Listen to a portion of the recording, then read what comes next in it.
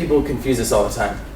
You type in men's shoes, you're not sending the robot to 100 million websites to say, find me the #1 men's shoes website. It's just going to the database, which is already structured so that it can go like that and it has results for you. Because so many people have already searched for men's shoes that the robot and Google's whole network knows, I know what this person is going to want like that. It's a really impressive thing. And Google's the only one who's been able to do it super successfully, and that's why we all use it. Anyway, how this relates to indexing. Indexing is literally telling the robot to come to my site. So just like understand that. Telling the robot to come to my site and look at my data and say, this is what this data is about. So I can literally go in here and say, I want you to index my sitemap, that XML, to show Google how my data is structured again. So I'll go and literally tell it to go fetch like a dog, because it's like a dog, and it'll index it. It's that simple. And then I get put in the database, and then I get put with the algorithm. It's that simple. Another really interesting part, which is hopefully going to be a little bit easier to understand. Sorry it's so small for you guys in the back.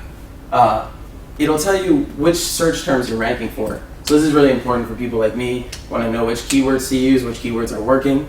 Now our website's only 3 months old, so we don't have that much data. This is only data from a month. But you can see like we're ranking for keywords, obviously Notify, the name of the company, but catering invoice software is just something we're ranking for. You know, we're getting 185 impressions, people who've seen our actual Google listing. You know, we've gotten 2 clicks for it, a click-through rate, pretty self-explanatory. And then our average position is 5.4, literally the 5th one on the page. So this is like really interesting data that you can kind of analyze and get some actionable results of. So now I'll go into Google Analytics. Anyone say that you guys have heard of Google Analytics? You know what Google Analytics is? You guys, who said you knew? I mean, no. You want to read it out loud? I would love if you could read it out loud. So this is about like the analysis of how many clicks you guys, right? Yeah. Yeah, so if you guys get anything, can I erase this? You can erase anything you like. So something that I just didn't get through in my NYU class, and it was very frustrating. I gave this whole presentation on AdWords and SEO and analytics, and the next day they come to me and like, what was analytics? Okay, very simple. Google Analytics equals website. That's all I want you to remember from this presentation. Please know this. Google Analytics manages your website. Okay, say that in your head. Please don't ask me. If I ever see you on the street like, what was Google Analytics? I will slap you. Google Analytics is your website, and AdWords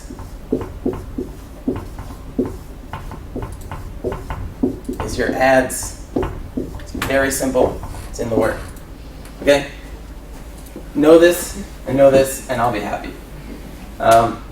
Anyway, back to analytics. Basically, like I said, managing your website, telling you all this data about the people who go to your website, telling you data about the people who go to your website. So over the last 30 days, this is just data from notify.com, the whole domain, including all of the web pages. So I've had 2,190 visits, people going to the site. That's 1,700 people. 7,000 page views, the number of page views per minute. This is a really important number here, which shows you how long people are spending on the website.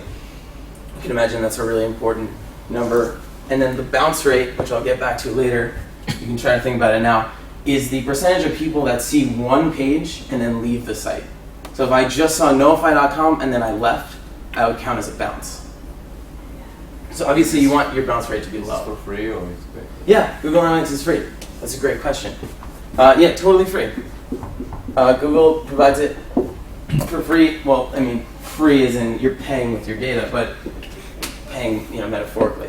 But they, it integrates so well with their AdWords platform because it pulls data for AdWords that it's almost, if you have Google Analytics, it's hard not to run an AdWords campaign because they just make it so easy to get data on your customers.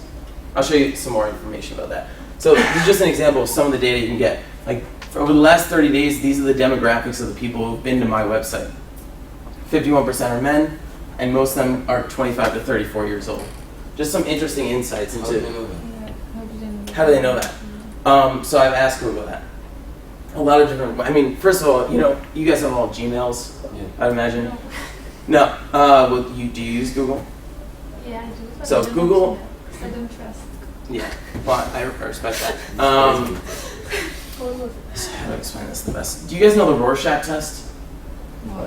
Like ink blots. Okay, it's not gonna work then. You guys never seen Rorschach? Raise your hand if you've seen Rorschach. Oh fuck. Sorry. Okay. No, they know that word. Yeah, fantastic. That's my favorite.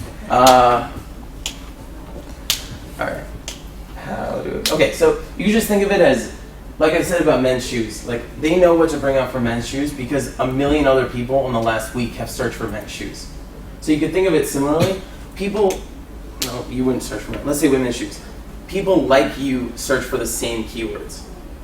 Just think about that. People like you search for the same things, do the same things on the internet, go to the same websites. And as a result, they can derive this information. Okay, but if you have more people using one IP or one computer, how are you gonna do that? It's still just a guess, right? Yeah, no, of course it's a guess, but we're trusting them.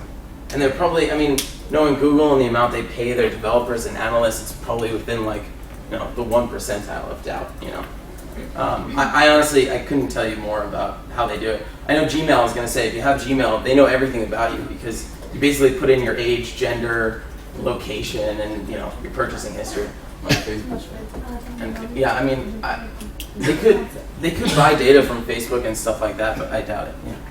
Okay, just an outside question, so what kind of email would you say that it's, I wouldn't say safest, but most convenient, they would filter all the trash and you would least information they would get from you. So, it's probably not someone looking through your email. In the terms of agreement with Gmail, you agree for them to read all of your emails. Okay. So that's something to just know. But I'm sure most email providers are similar. It's a free service. What are they looking for? I honestly wouldn't know. Probably basic information like, age, gender, your travel history, and stuff like that. But they probably just make a robot who's super sophisticated that no one knows about that exists, that rummages through every single person's email and picks out keywords and then puts them together. Yeah, Fine, I yes. suppose one more thing to consider is that if you use Google Chrome, then you have all of your browsing history there available for Google. So then if you use Chrome, it's pretty easy to find out what your age is, what your weight is, Right. literally everything about it. Yeah, that's actually a great point.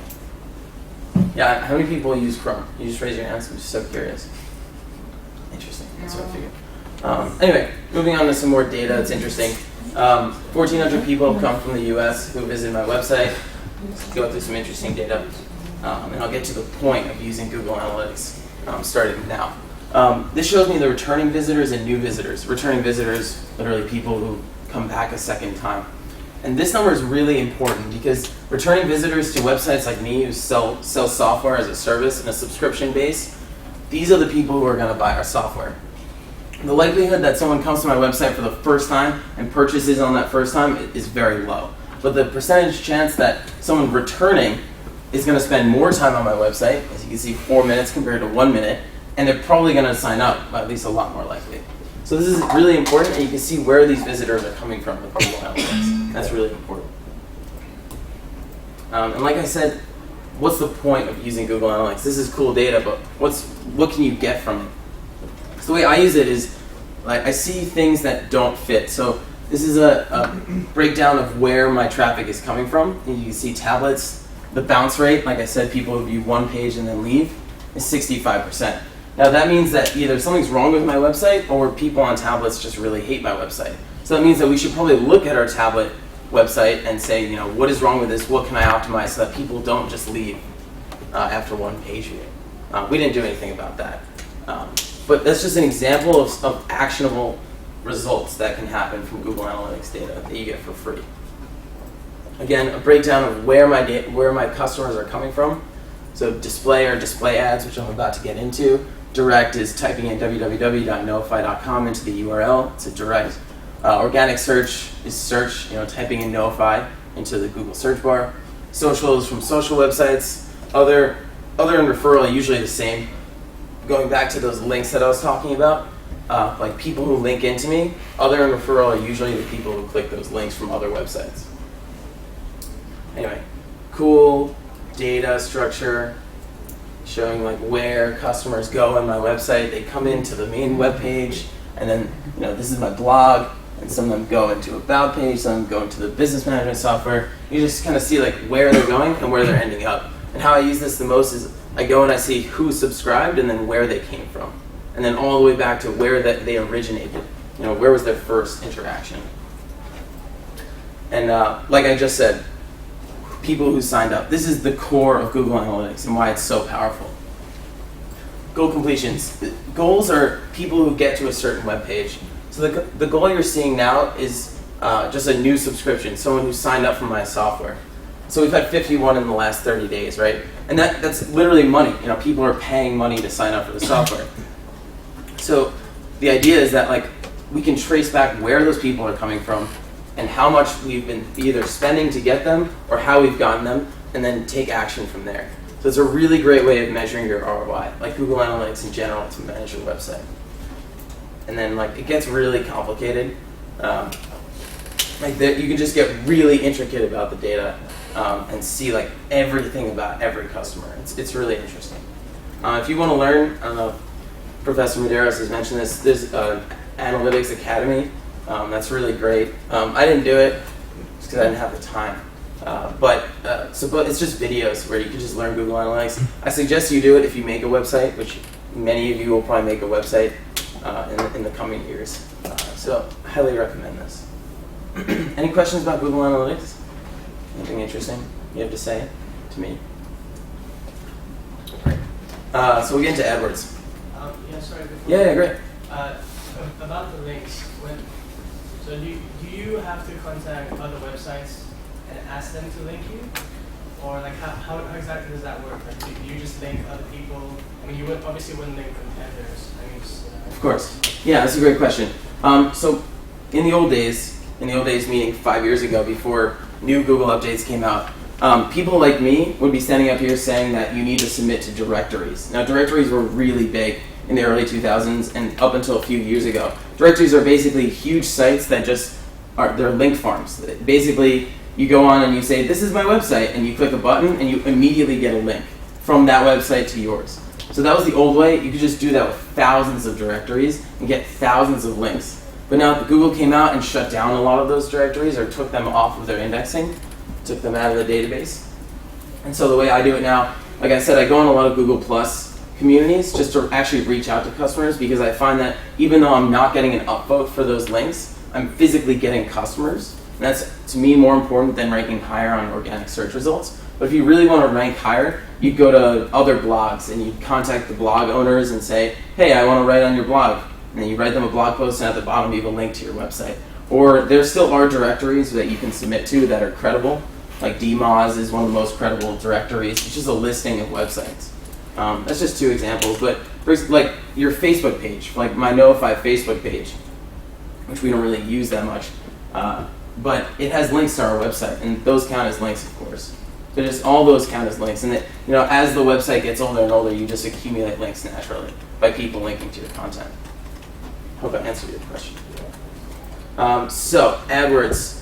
Does anyone know anything about AdWords? Yes. Yes? We did it last week. Oh, you did last week? Yeah. Great. Well, someone tell me what you know about AdWords.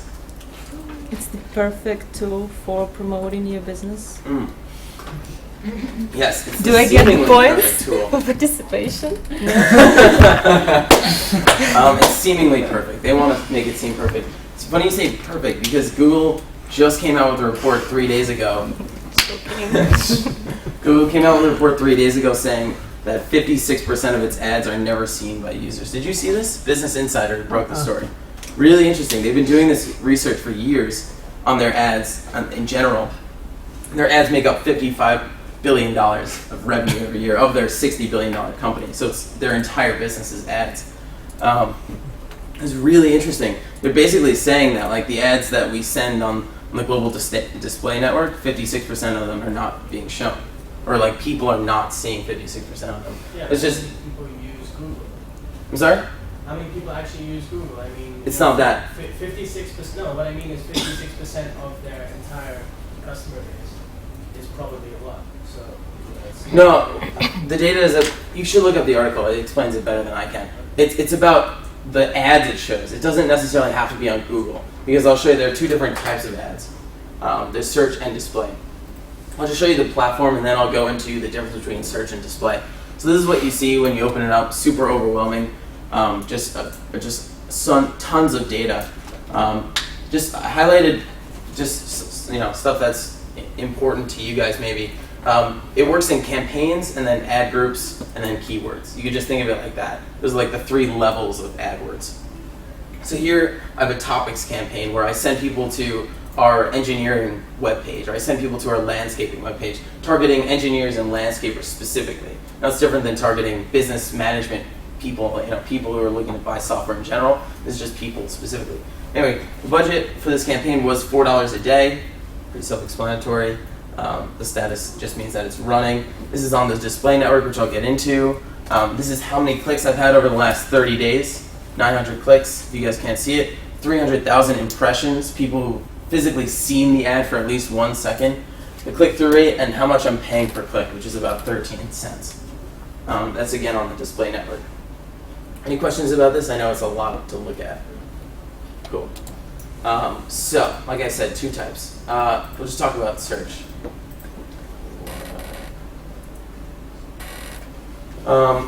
So the reason you would use search, very simply, this isn't maybe not that interesting, is to drive conversions. Those goals that I was showing people to sign up. So let's go back to men's shoes. You guys know what the ads are. They label them with the big yellow sticker ads.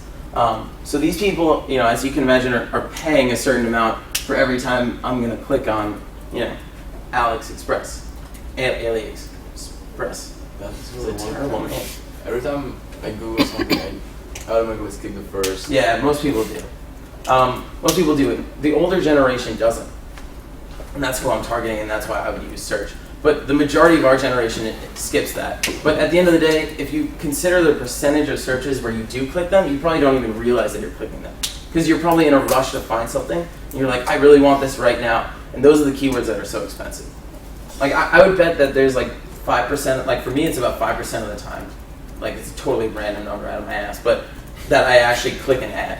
So I totally agree with you, but you can consider the hundreds of millions of people who are searching for stuff every second. Right. That adds to a huge number. Anyway, usually it'll take you to a page that prompts you to sign up or prompts you to buy something. This site probably just thinks I'm going to buy these shoes. That's why they display them. Anyway. Well, let me point out that link on that ad goes to a page, not a site. Yes, that's great. It does. Yeah. So let me show you something. No, I can't show you. A better example would be something that goes to a landing page. This is what we call a landing page. Is like an optimized page to send people from an ad so that they immediately convert into customers. So an example. If I could just make a connection to, you're saying conversion, and if you guys remember the funneling description that we had before, we have a pile of people at the beginning. This is the total market opportunity, and then I try to get them and move them, progress them through the sales cycle from awareness to I got their money to managing them as an existing customer. Yes. This is annoying. It's a competitor. I'm trying to think of a landing page that I could show them.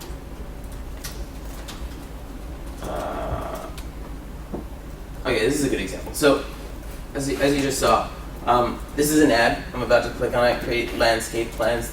The search was landscape and business software, right?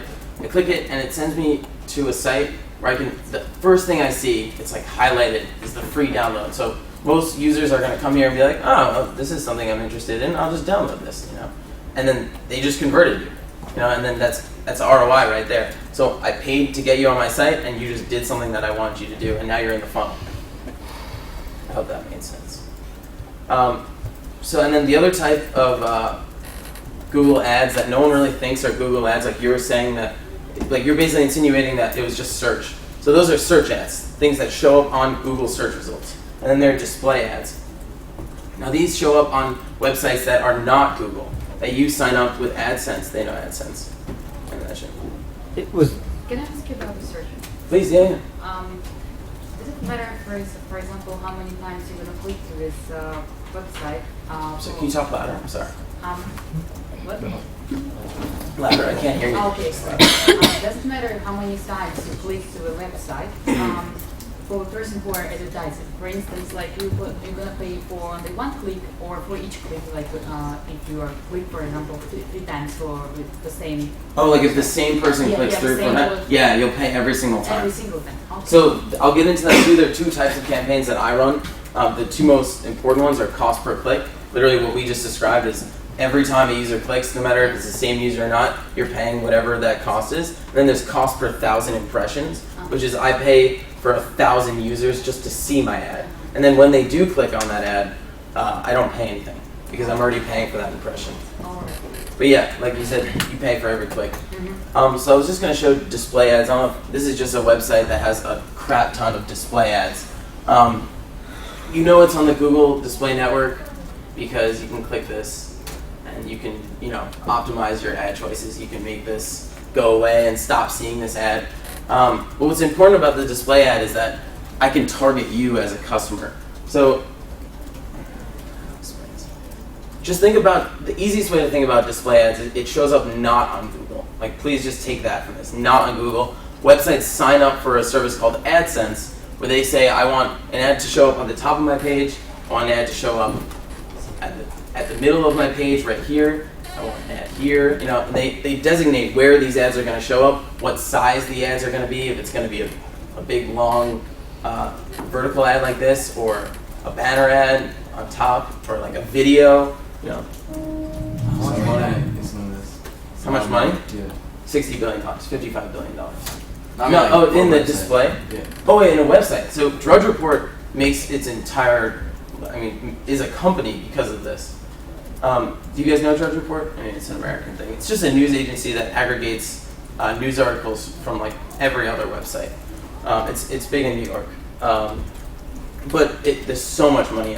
To give you numbers, it just depends on the traffic. You can imagine that Drudge Report is probably running, maybe this one's cost per 1,000 impression because it's at the top and you have to see it when you come to the page. Or, this one maybe cost per click. And, they designate like how much they want to charge for them based on how high they rank in Google. A lot of the time. Like, Drudge Report can dictate how much they want you to pay for their clicks. But websites like your blog, like Joe's blog, and you put ads on it, like 3 people are going to click on that in a month, you're not going to make that much money. You're probably going to make. But I think the Google for AdSense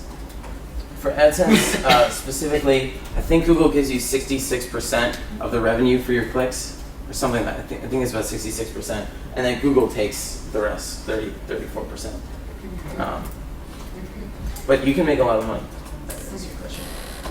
So just get into just a few search things. Like I was saying about the keywords, we've been talking about men's shoes. You can see 110,000 people search for it a month around the world. Just interesting. This is like free data you could just get. Competition is high, obviously, because so many people are searching for it, and there's so many men's shoe providers and so many websites that involve men's shoes. And then the average click on the first page is $1.36. So just to drill that in your heads really quickly, when I'm typing men's shoes,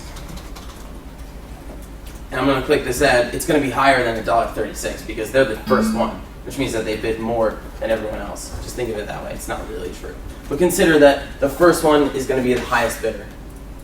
Should I tell them about the second price auction? Sure. Okay. I'm going to erase this. Does anyone know how these auctions work? Like, how did it determine that that was the first one? Or how did it determine that that person bid the most? Okay, cool. So this is a really interesting thing, and this is why Google's been so successful. It's called a second price auction. How it works is there are 2 people. Let's just say that we're in a really specific industry, not men's shoes, but consider that there are only 2 ads on this page. Just consider that. There's ad A, and there's ad B, okay? Very simple. Now, I'm just going to tell you what they bid. So I'm going to say that A bid $1, meaning that A said, I will pay $1 for a person to click on my ad and send them to my website, my web page. Now B said, B does not know what A bid at all. they're just going to pay exactly what they want to pay, and they said I'm going to pay 95 cents. I'm going to pay 95 cents for that click, lower than A's. So Google's going to be like, okay, B bid 95, A bid $1, so I'm going to give it to A obviously because I want more money. But I'm not going to make A pay $1. I'm going to make A, at the end of the day, pay 95 cents. You're probably wondering, like, Google's leaving 5 cents on the table. Like, why would they do that? What's so genius about the second price option is that Google gets you to pay exactly what your maximum willingness to pay is. So by not knowing what A is going to bid and by A not knowing what B is going to bid, they both put in a bid of exactly what they want to pay. And now A knows that if it's higher than B at all, it'll get the first spot. So it's just so genius. It's like why they've made $55 billion every year on this stuff. I hope this makes sense. Does someone say that this makes sense? Didn't get that many nods. B pays 95 as well. Yeah, B is going to pay 95 cents for the second one. They both are going to pay 95 cents now. What was your question? When A pays 95, why A doesn't even So, yeah. So, sorry. No. What was your Just a question? I could help. Okay, what if the A overshoots like way above, so they get it first time? This is exactly why. That's a great statement. This is why this is brilliant. So you're going to bid something crazy if you really want that first position, but you're only going to pay what the true market price is, as determined by the second bidder.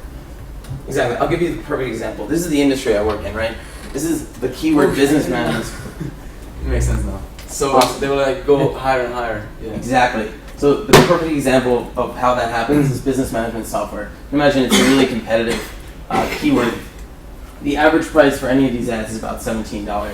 But the first price, plus 500, is probably bidding somewhere around $25, which is, you're thinking it's a lot higher than the average. Why are they bidding so much? But it's because they've gone into bidding wars already. That $17 to pay for a click is a lot of money, as you can imagine. I'm literally saying I'm going to pay $17 to get for this person to maybe become my customer. So it's a big investment. So plus 500 says we need to be at the top, and they're going to put in a bid that's $25, and eventually the second, third, and to 100 is going to say I'm just going to bid more, and then they just keep on bidding up and up. What is this called again? The auction. Auction is just an ad auction. I know, but you said there was an. Oh, second price, because A doesn't pay its price; it pays the second price. Okay. Made sense to people? That's a great point. It's so genius. Don't think of the auction in terms of a regular auction, like raising your hand. This is the other point. I don't know if you might have said this, but that all placements of ads all the time in real time is an auction. Every placement of every ad all the time is going through an auction transaction.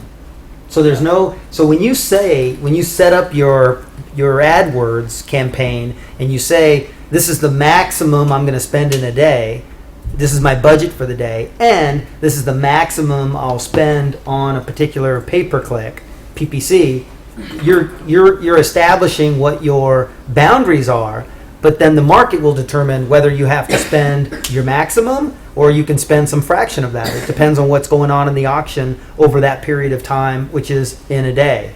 If that's what your budget is based on the day and your specific high watermark for a particular clip. Yeah, that's a great point. I forget. I've been doing this for so long, and it's so intricate that I forget to explain super simple things. Like every single time you punch in a Google search, it's not only going to its database and finding the organic search results, but it's running that auction, at 1 million times a second. Anyway, we don't have that much time, so I'm just going to skip to different types of display ads. Like I said, there was cost per click, cost per 1,000 impressions. This is just some ads I make on Photoshop, some examples of them, because I run 30 or 40 ads on the display network. But you can see like the difference. Just Sorry to interrupt. Yeah. And you're a full-time student. Yeah. I'm working with this company since July. Just managing them. It's a startup, so I'm just trying to help in any way I can. So the idea with the two, like there's subtle differences, right? This one says learn more. This one says try it for free. This one I'm paying 10 cents for 1,000 people to see it, and this one I'm paying 20 cents for someone to click it. The idea is that this is going to drive people to buy my software. This is going to drive people to know my software. They're just going to know, like, oh, Notify exists now in my head, theoretically. That's important, the word theoretically. Like I said, cost per 1,000 impression. I literally bid on that. I say I want to pay 25 cents per 1,000 impressions. You can see over 30 days we accumulated 900,000 impressions. An impression is quite literally it being on the page for at least 1 second. For you don't have to necessarily look at it because Google isn't in you yet. But you know, it has to be on the page. Cost per click I've explained, and just some really interesting targeting methods. This is why I love using the display network, because you can target so specifically the consumers you want. So I target people in the United States and Canada. I don't do internationally because our software doesn't have other languages or currencies yet. We're working on that. But I do a 100-mile radius around New York City.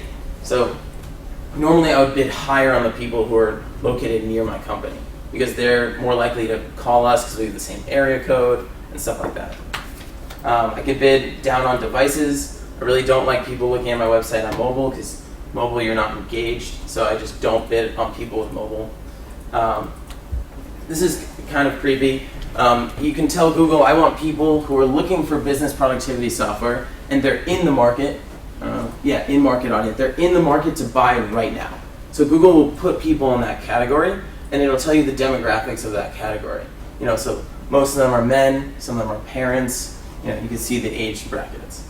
You know, Google can tell you all this data, which it has from all its other Google Analytics subscribers, from all its data that he buys from data aggregators and stuff like that. And who's your priority market, target market? Yeah. So that's a great point. So our market right now is older men, probably between 35 and 50, who own small businesses. Because older men are they own something like 70% of the businesses in the States. I don't know what it is here. But they're the people who have businesses that have money. Not to be sexist or anything. So I bid up on men. I love men. This is remarketing. Remarketing is I don't really have time to get into it, but it's quite literally showing you an ad from a website where you've already been. So they'll follow you around and annoy you. Say 1 second. Describe this one, because actually this is where all the thing that you've described everything. That's kind of it's current, but it's a little old school. But this next thing is really that's the next strategic advantage when you're leveraging e-commerce. Right. So this is worth a couple minutes. Sure. So just to give you an example. Let's say I used to work for this company. It sells bed sheets. They're starting out their ad campaigns right now. I'm a shopper. I'm in the market for bed sheets. I go on this website and I want to buy bed sheets. So I go and I'm about to buy their bed sheets. But then something happens and I'm like, you know what? Screw this company. I don't want their bed sheets. Right? And you leave the site, forgetting that it existed. And then the next day I'm on Drudge Report. You know, getting my news on, just learning about the world, being knowledgeable. And then a Brooklinen ad shows up at the top.